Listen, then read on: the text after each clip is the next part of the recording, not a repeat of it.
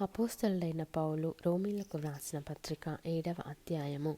సహోదరులారా, మనుష్యుడు బ్రతికినంత కాలమే ధర్మశాస్త్రం అతని మీద ప్రభుత్వము చేయుచున్నదని మీకు తెలియదా? ధర్మశాస్త్రం ఎరిగిన మీతో మాట్లాడుచున్నాను.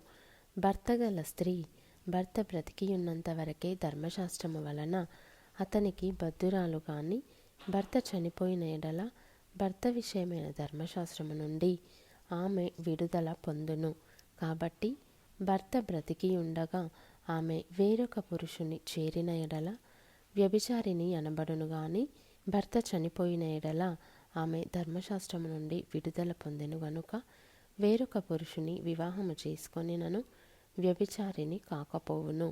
కావున నా సహోదరులారా, మనము దేవుని కొరకు ఫలమును ఫలించున్నట్లు మృతులలో నుండి లేపబడిన క్రీస్తు అను వేరొకని చేరుటకై మీరును ఆయన శరీరము ద్వారా ధర్మశాస్త్రము విషయమై మృతులైతిరి.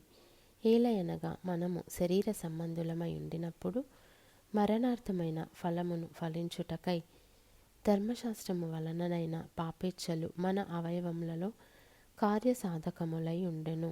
ఇప్పుడైతే దేని చేత నిర్బంధింపబడితిమో దాని విషయమై చనిపోయిన వారమై ధర్మశాస్త్రము నుండి విడుదల పొందితిమి గనుక మనము అక్షరానుసారమైన ప్రాచీన స్థితి గలవారము కాక ఆత్మానుసారమైన నవీన స్థితి గలవారమై సేవ చేయుచున్నాము. కాబట్టి ఏమందుము? ధర్మశాస్త్రము పాపమాయన? అట్లనరాదు. ధర్మశాస్త్రము వలననే గాని పాపమనగా ఎట్టిదో నాకు తెలియకపోవును.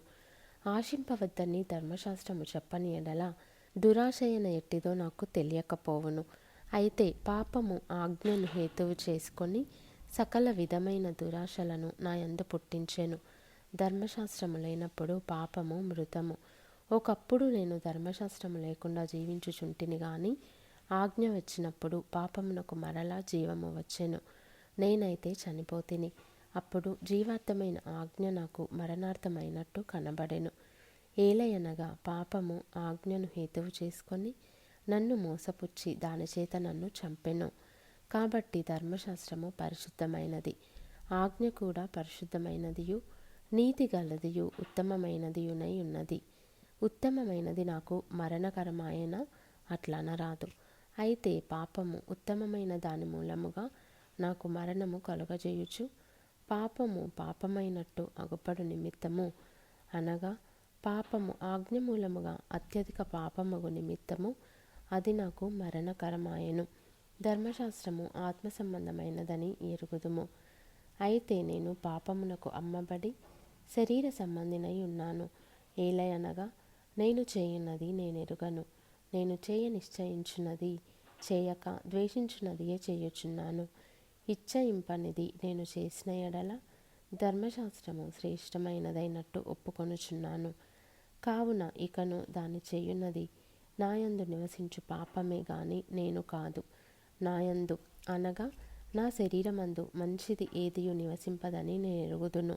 మేలైనది చేయవలెనను కోరిక నాకు కలుగుచున్నది కానీ దానిని చేయుట నాకు కలుగుటలేదు. నేను చేయగోరు మేలు చేయక చేయగోరని కీడు చేయుచున్నాను. నేను కోరని దానిని చేసిన ఎడల దానిని చేయున్నది నా యందు నివసించు పాపమే గాని ఇకను నేను కాదు. కాబట్టి మేలు చేయగోరు నాకు కీడు చేయుట కలుగుచున్నదను ఒక నియమము నాకు కనబడుచున్నది. అంతరంగ పురుషుని బట్టి దేవుని ధర్మశాస్త్రమునందు నేను ఆనందించుచున్నాను గాని వేరొక నియమము నా అవయవములలో ఉన్నట్టు నాకు కనబడుచున్నది.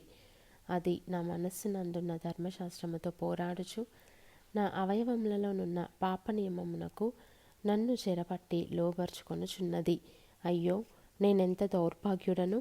ఇట్టి మరణమునకు లోనగు శరీరము నుండి నన్నెవడు విడిపించును?